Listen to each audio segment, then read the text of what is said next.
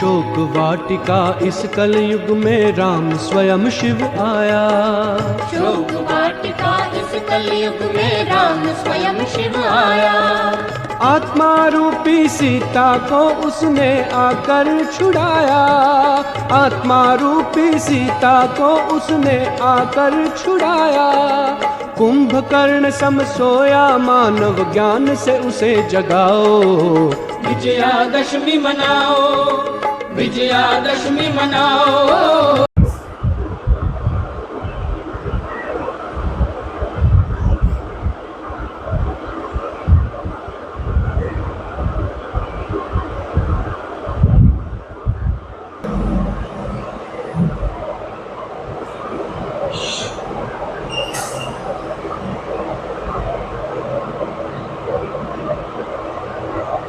ओम शांति। सबसे पहले तो सभी भाई बहनों को दशहरे की बहुत बहुत मुबारक हो। तो दशहरा क्यों मनाया जाता है, किस समय मनाया जाता है? जब दुनिया बहुत पुरानी हो जाती है तब परमात्मा आकर के सच्चा दशहरा मनाते हैं। तो इसमें बताया गया है, रावण भी दिखाते हैं कि बहुत पढ़ा लिखा था और जाति में भी सबसे ऊंचा ब्राह्मण था। तो उसके अंदर भी बहुत विशेषताएं दिखाते हैं कि बहुत पढ़ा लिखा था, उसके बाद फिर भी उनके सिर के ऊपर गधे का शीश दिखाते थे। ये क्यों दिखाया गया है वो आपको आगे जा कर के बताएंगे कि रावण मीन्स रुलाने वाला, खुद को भी रुलाता और औरों को भी रुलाता है, और स्वयं भी कमज़ोर औरों को भी कमज़ोर कराने वाला रावण है। तो रावण वास्तव में जब परमात्मा इस सृष्टि पर आते हैं, रावण का वास्तविक आध्यात्मिक ज्ञान देते हैं कि बच्चे, मनुष्य तो महान ही होता है जब मनुष्यों के अंदर पांच विकार प्रवेश करते हैं। तो उसमें भी सबसे बड़ा विकार है देह अभिमान। तभी सभी लोग भी कहते हैं पांचों विकारों की मूल जड़ है देह अभिमान। तो उसमें 5 विकार आ जाते हैं, काम, क्रोध, लोभ, मोह, अहंकार। आप देखिए रावण के 10 शीश दिखाते हैं। तो इस समय परमात्मा ने स्वयं आकर के बताया कि जो बच्चे इन पांचों विकारों पर विजय पाते हैं, विजयी बनते हैं, इन पांचों विकारों का सिर काटते हैं। ये नहीं कि दूसरे व्यक्ति का हमें सिर काटना है।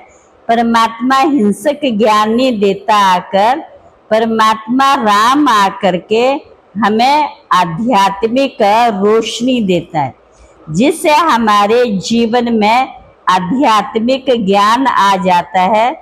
तो जिस आध्यात्मिक बल से हम इन पांचों विकारों पर सहज विजय प्राप्त करते हैं, तो हमारे अंदर जो है 7 गुणों की जो है गुण की विशेषता जो है डेवलप होने लगते हैं।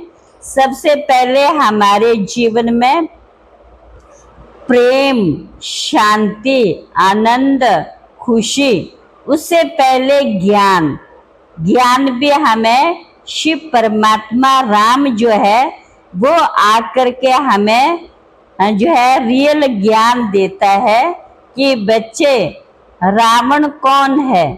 रावण कोई व्यक्ति नहीं था, रावण ये जो है सूक्ष्म अवगुण है। जब तुम अवगुण का सहारा लेंगे, अवगुण को यूज करेंगे, तो जीवन में तुम्हारे जीवन में दुख अशांति बढ़ेगी। तो सचमुच हम सब देख ही रहे हैं, जो भी व्यक्ति इस रावण के राज्य में अपने जीवन के अंदर इन विकारों को प्रयोग करता है, वो खुद भी परेशान रहता है, खुद भी दुखी रहता है, औरों को भी परेशान करता है। तो ऐसे समय पर परमात्मा आकर के हमें मना सच्चा सच्चा आध्यात्मिक रोशनी देते हैं, जिस रोशनी से हम अपने को भी क्या अंधकार से बचाते हैं और दूसरी आत्मा को भी अंधकार से छुड़ाते। अंधकार किस चीज का? विकारों के कारण आज मनुष्य अशांत है, घर घर में कले कलेश है, लड़ाई झगड़ा है, दुखी अशांत है, अनेक धर्म के टुकड़े टुकड़े हो चुके हैं। तो ऐसे समय पर परमात्मा जब हमें आत्मिक ज्ञान देते हैं, आत्मा की पहचान देते हैं कि बच्चे तुम सब आपस में भाई भाई हैं। तो जब हम सबको भाई भाई का रियल ज्ञान मिल जाता है तो हम हमारे जीवन के अंदर सर्व के प्रति क्या है? प्यार बढ़ता है। आज हम देखते हैं कि प्राचीन काल में जो ऋषि मुनि कथा सुनाकर जीवन जीने का ज्ञान समझाते तो थे और फिर उसे व्यक्तिगत जीवन से जोड़ते भी थे। ये कथा आगे चलकर हमारे धार्मिक ग्रंथ बन गई। प्राचीन भारत के सबसे पूजनीय धार्मिक ग्रंथों में से एक रामायण, जो अयोध्या के राजा भगवान राम की जीवन की गाथा है। तो कथा के अनुसार भगवान राम की पत्नी सीता तो वन में रह रही थी, का अपहरण लंका के दुष्ट राजा रावण ने कर लिया था। ये कैसे हुआ? तो घटना से ही जीवन का एक बड़ा ज्ञान मिलता है। सीता के अपहरण का दृश्य ये आध्यात्मिक अर्थों से भरा हुआ है। तो इसका भी अर्थ स्वयं परमात्मा राम आकर के बताते हैं कि जब हम आत्मा रूपी सीताएं, परमात्मा जो राम आकर के हमें मर्यादाएं सिखाते हैं, जब हम आत्मा रूपी मर्यादाओं का उल्लंघन करते हैं, जो हमें मर्यादाएं माना श्रीमत, भगवान की श्रेष्ठ मत को छोड़कर हम रावण की उल्टी मत पर चलते हैं, उल्टे विचार को इस्तेमाल करते हैं, तो हम आत्मा इस कलयुगी जंगल में सच्चे राम की तलाश करते हैं। परंतु हम आत्मा रूपी सीताएं राम को ढूंढते ढूंढते तो भी नहीं ढूंढ पाई, परंतु परमात्मा पिता ने इस समय आकर के हम आत्मा रूपी सीता को ढूंढ कर अपना बच्चा बनाया। जैसे सीता को राम ने जब वापिस वन से अपना तो लिया था और घर तब ले गया जब अग्नि परीक्षा दी, तो परमात्मा राम ने भी हम आत्मा रूपी सीता को अपना तो लिया। अब कहता है कि मैं साथ तुम्हें तब ले जाऊंगा जब तुम रोज अग्नि परीक्षा देंगे। तो अग्नि परीक्षा माना लगन की अग्नि। परमात्मा पिता को हम याद करेंगे, जिसे हम राजयोग कहते हैं। राजयोग की अग्नि से हम अपने जन्म जन्मांतर के, हम सीता ने जो पाप किए हैं वो जन्म जन्मांतर के पाप भी नष्ट हो जाते हैं और हमारा परमात्मा राम सचमुच हम आत्मा को अपने साथ घर ले जाता। कौन से घर? ये चार दीवारियों के घर में नहीं ले जाएगा, वो ऐसा घर में ले जाएगा जो आज तक आपने ना सुना है ना देखा है। वो है इस साकार दुनिया से पार, इस चांद की दुनिया से पार, सूर्य की दुनिया से भी पार, सितारों की दुनिया से भी पार, सूक्ष्म लोक से भी पार, निराकारी दुनिया। जिस निराकारी दुनिया में परमात्मा स्वयं हम निराकार आत्मा को ले जाएगा। तभी परमात्मा कहते ये शरीर जो है किसकी प्रॉपर्टी है? ये शरीर जो है रावण की प्रॉपर्टी है। परमात्मा शरीर का पिता नहीं है, परमात्मा आत्मा का पिता है। इस शरीर के द्वारा हम आत्माएं अच्छे अच्छे कर्म करती है। किसी भी आत्मा को दुख और अशांति नहीं करते, परेशान नहीं करते, दुर्योधन जैसा काम नहीं करते जिसको परेशान करके खुश होते हैं। जो ऐसा काम नहीं करता वो परमात्मा अपने साथ पलकों में बिठाकर बड़े आराम से हम आत्मा को अपने घर ले जाएगा। जिसे आज सब मनुष्य कहते हैं कि शांति धाम, परम धाम, ब्रह्मांड, ब्रह्मलोक, कहते ना पार ब्रह्म परमेश्वर तुम सबके स्वामी, ऊंचे ते ऊंचा तेरा नाम, ऊंचे ते ऊंचा तेरा धाम। हम तभी बाप के साथ जाएंगे जो परमात्मा ने हमें श्रेष्ठ मत माना मर्यादा की लकीर, लक्ष्मण जो रेखा है वही श्रीमत है, वही जो है क्या है लक्ष्मण रेखा है। जब हम उससे पार चले जाते हैं, मर्यादा को छोड़कर बाहर निकलते हम सीता, तो रावण हमें उठा करके इस पुरानी दुनिया में ले जाता है। फिर हम मनुष्य आत्मा अशांत, परेशान, अशांत, दुखी होकर के चिल्लाते आओ राम, आओ राम, हमें आकर के दुख से छुड़ाओ, दुख से छुड़ाओ। तब सचमुच परमात्मा आए हैं हमको अपने घर ले जाने के लिए।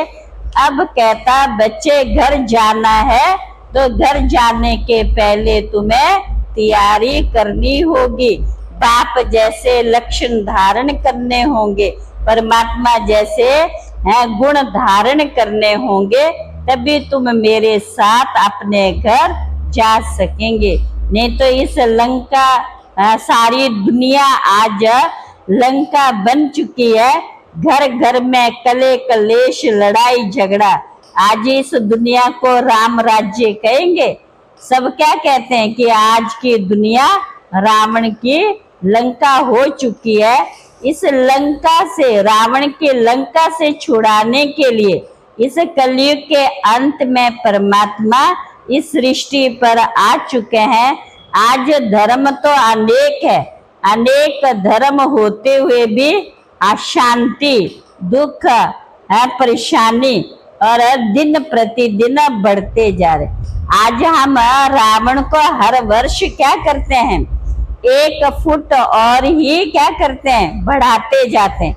आज हम देख ही रहे हैं संसार में दिन प्रतिदिन मानव के अंदर बुराइयां बढ़ती जा रही है, बढ़ती जा रही है। आपको पहले भी बताया था कि गधे का शीश क्यों दिखाते हैं, रावण के गधे का शीश क्यों दिखाते हैं।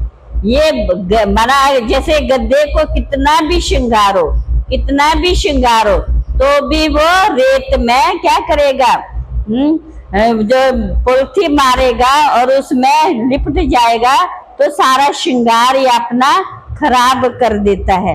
ऐसे ही आज का मानव पढ़ा लिखा तो बहुत है, बड़े वेद शास्त्र, बड़े बड़ी किताबें पढ़ता है और जीवन में एक अक्षर भी धारण नहीं करता है। तो हमारा भी ऐसे, फिर भी हम बुराइयों को ही यूज करते हैं, फिर भी हम दुखी अशांत है। और इसलिए ये गधे का शीश प्रतीक दिखाया है। तो अब परमात्मा कहते इन सब से छूटना है, तो इनसे छूटने के लिए एक परमात्मा राम को सच्चे सच्चे दिल से याद करेंगे। तो ये जो 10 शीश दिखाए हैं, ये भी हमारी बुराइयों का प्रतीक है। 5 विकार स्त्री के, 5 विकार पुरुष के। ये सिर कटे हुए क्यों दिखाते? आज हम सवेरे से लेकर शाम तक कभी हम बुराइयों को छोड़ते हैं, एक बुराई को छोड़ते हैं तो दूसरी तैयार, एक सिर काटता है तो दूसरा सिर आ जाता है, और तीसरा सिर काटते हैं तो चौथा सिर हमारे फिर लग जाता। ये खेल हम सारा दिन करते हैं। जिस दिन हम अपने अंदर के रावण को पूर्ण रीति जलाएंगे, फिर हमें कभी भी रावण को हमें जलाने की जरूरत नहीं पड़ेगी। इसलिए परमात्मा कहते, जो बच्चे मेरी याद में रहेंगे, हैं पावरफुल बनेंगे, शक्तिशाली बनेंगे, वही इस रावण पर रावण का वध कर सकते हैं, रावण को खत्म कर सकते हैं, वही सच्ची सच्ची विजयदशमी मना सकेंगे। तो हम सबको क्या करनी है, सच्ची सच्ची विजयदशमी मनानी है। तो सच्ची सच्ची विजयदशमी मनानी है तो इन 5 विकारों पर संपूर्ण विजय प्राप्त करनी है, तभी सच्चा दुशहरा मनाया। आज हम रावण का पुतला जलाते हैं। रावण का पुतला क्यों जलाते हैं? इसका मतलब है कि वो अभी तक मरा नहीं। दुनिया में भी देखो पुतला किसका जलाते हैं?